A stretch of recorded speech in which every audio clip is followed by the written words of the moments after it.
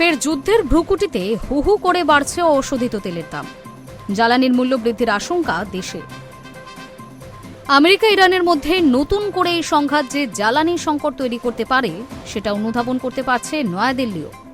ইতিমধ্যে বিদেশ মন্ত্রক দুপক্ষের কাছেই হরমুজে জাহাজ চলাচলে স্বাভাবিক রাখার আর্জি জানিয়ে বিবৃতি জারি করেছে। যুদ্ধবিরতি শেষ, মধ্যপ্রাচ্যে ইরান আমেরিকা ফের সংঘাতের আবহ। বুধবার রাত থেকেই ফের ইরানে হামলা শুরু করেছে আমেরিকা।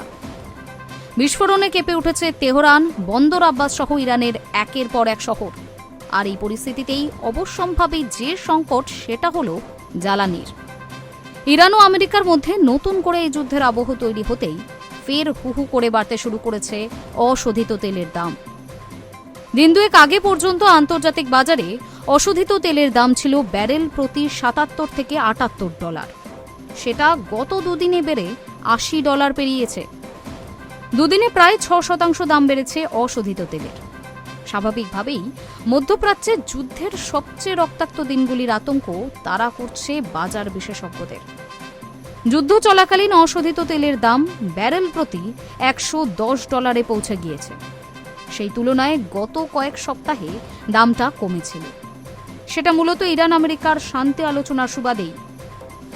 তবে সেই শান্তি আলোচনা ভেস্তে যেতেই নতুন করে তেলের দাম বাড়া নিয়ে উদ্বেগ শুরু হয়েছে।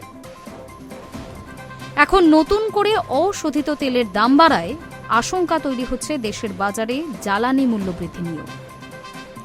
দিন দুই আগেই পেট্রোলিয়াম মন্ত্রী হরদীপ পুরী জানিয়েছেন, 30শে জুন পর্যন্ত মোটা অঙ্কের লোকসানে তেল বিক্রি করেছে রাষ্ট্রায়ত্ত তেল সংস্থাগুলি। সব মিলিয়ে ৭৪,০০০ কোটি টাকা লোকসান হয়েছে সংস্থাগুলির। সেই লোকসান এখনও সামলে উঠতে পারেনি তারা। ফের নতুন করে লোকসানের আশঙ্কা তৈরি হলে সেটার প্রভাব যে আম জনতার উপর পড়বে সেটা বলাই বাহুল্য। আমেরিকা ইরানের মধ্যে নতুন করে এই সংঘাত যে জ্বালানি সংকট তৈরি করবে তা অনুধাবন করতে পারছে নয়াদিল্লি। ইতিমধ্যেই বিদেশ মন্ত্রক দুপক্ষের কাছেই হরমুজে জাহাজ চলাচলে স্বাভাবিক রাখার আর্জি জানিয়ে বিবৃতি জারি করেছেন। দিল্লির বিবৃতিতে বলা হয়েছে, পশ্চিম এশিয়ায় যেভাবে উত্তেজনা বাড়ছে তাতে ভারত খুবই চিন্তিত।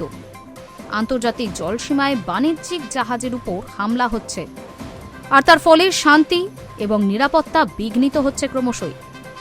ভারত চায় সব পক্ষ যেন সংযত থাকে, সাধারণ মানুষের জীবনের সুরক্ষা এবং অবাধে জাহাজ চলাচল যেন সুনিশ্চিত হয়।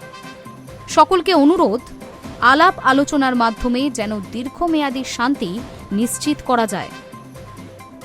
High News network.